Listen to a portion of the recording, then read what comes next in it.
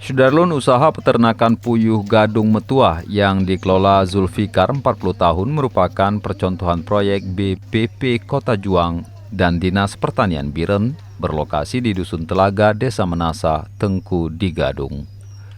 Zulfikar dibantu 8 orang warga lainnya dalam menjalankan usaha ini dengan modal 80 juta rupiah yang sudah dikucurkan.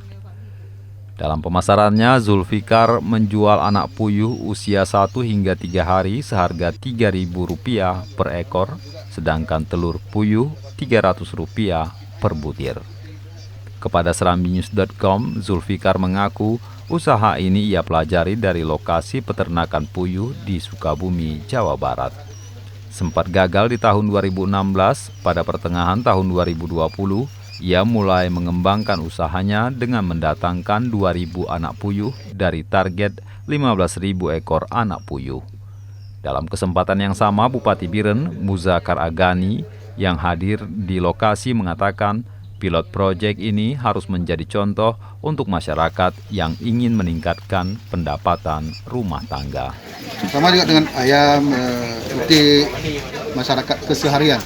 Jadi punya potensi penyumbang ekonomi. Dari Biren, Yusmandin Idris, Serambion TV.